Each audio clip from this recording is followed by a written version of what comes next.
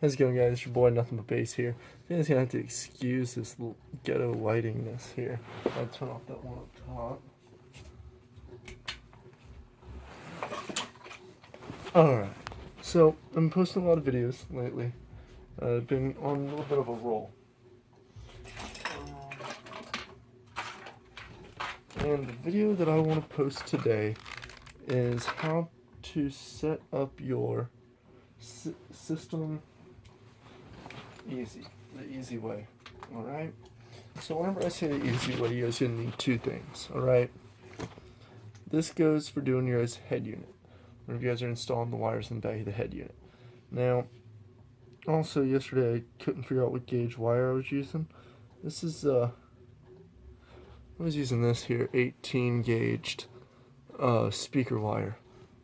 Nothing too fancy. It's dirt cheap. And you can buy it at the local Home Depot for real cheap. So the first thing you guys are going to want is, I bought a 10-pack of, let me get that lighting, heat shrinking crimps. There they are right there. And so what I'm going to do is, I'm going to take these wires here. I'm just going to cut these frayed ends off. Ones that are all frayed up. And the pocket here, I don't leave home without it unless I'm going to school. Got a little handy dandy pocket knife here. Cheapo one from the Walmart.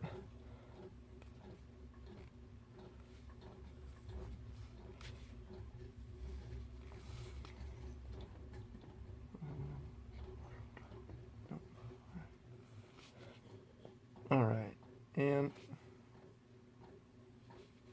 I'm only doing this just to show you guys. You guys don't need any fancy tools in order to install the head unit. Alright, so whenever you guys buy a new head unit, they're going to come pre-done, alright? But what you're going to want is, you can see how much wire I've got showing there. It's probably about an inch, alright? What you're going to do is you're going to twist that wire. You want to make it into one nice pigtail. And you're going to do that to both sides. To both wires that you guys are connecting. They do make wire strippers that you can use. They make some really cool ones to where you guys just pull the handle and it pulls the tubing off for you. They also make some to where whenever you cut the tube, you have to pull the tubing off yourself. Both of them work equally as good. Right, so see there.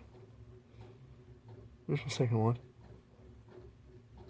Same deal. And if you guys look at the wires all run, and they're already started, the pigtails from the inside. So you guys can just follow that. And you guys are going to want them as tight as you guys can get them. Just like that. Right there. Nice and tight. Alright. What you guys are going to do is, you're going to take one of these here connectors, right, to use two wires. Now remember, this is for demonstration purposes only. I'm not actually going to heat shrink this down. I'm sitting inside a house. And it's like 10 o'clock at night. But you guys are just going to take one of your ends of wire.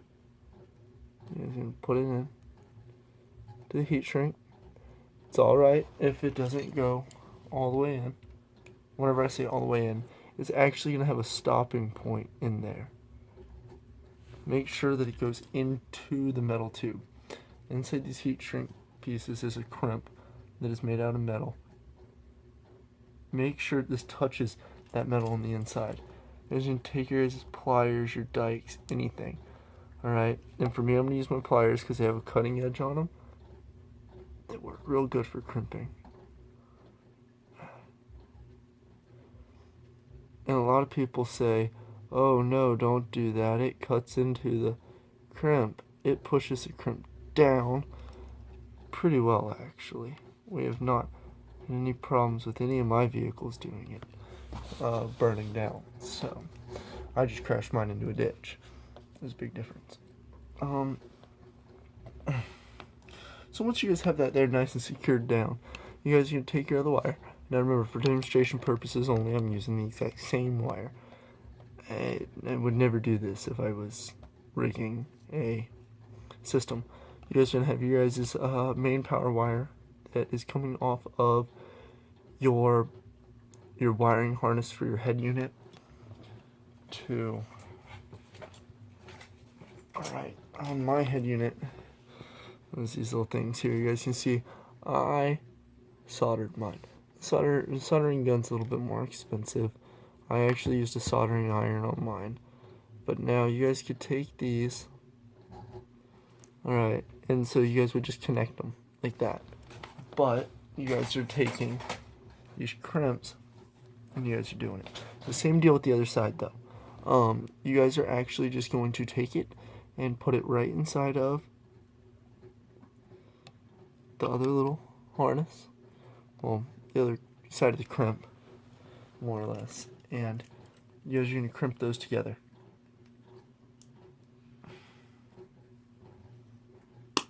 Oh, see? I cut through that one. Didn't mean to do that, but it's alright. That's why you guys don't want to use cutting edge. I used it only because I don't do that often. I rarely cut through them. But that's alright. I'm going to show you guys.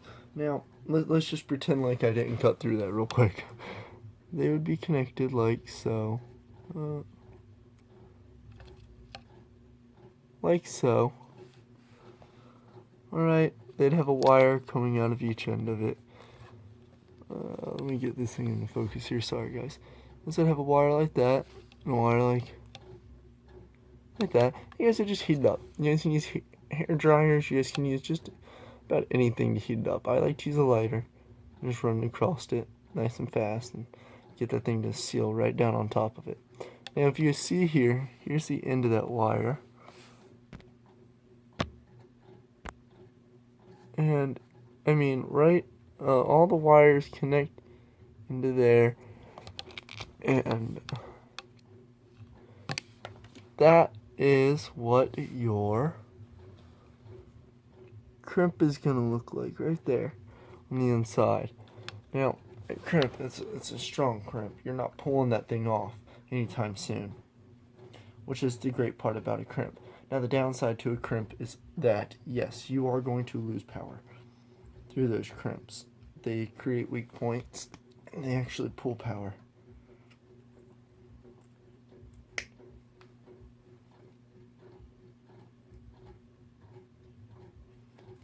What I recommend crimping, it depends on your budget.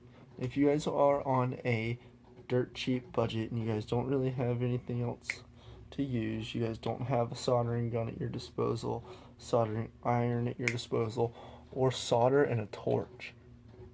Solder is easily meltable. You can melt it with a torch, and if you guys have a friend help you, and if you guys are kids wanting to do it, you guys have an adult supervision in order to do it, you guys can heat up the wires while they're connected and then drip the solder onto it. Now, solder comes in a strand, so you'd have to hold the torch in one hand and the solder in the other and melt the solder onto the hot wire. So I always recommend, if you guys are going to do it that way, to hold the torch, pigtail them together, just spin the two ends together, and then, here, I can actually demonstrate that real fast.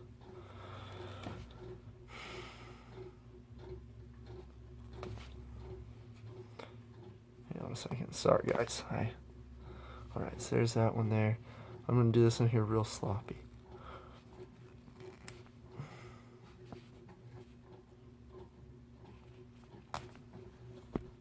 Alright, there we are. And so what I do is I take these here wires. They're both pigtailed like that. You just connect the two, twist, and it just twists them into one. Now at this point I would just hold the torch up to here while it's on a hard. I like to use something like my vise. I use the top of my vise and I heat it up on there, or concrete. I don't recommend doing it on tables or any of that kind of stuff. It'll get too hot unless you guys have a metal workbench that you guys don't care about. But hold the torch up to this, let this get nice and hot, start dripping your solder onto it, and your solder will soak into the wire and make a firm, better connection whenever you guys are installing the system. Here in the next couple of months, hopefully in the next 2 or 3 months, I get the new thing I just saw on the local Instagram. And if you guys are wanting to follow me on Instagram, it is at nothing_but_bass.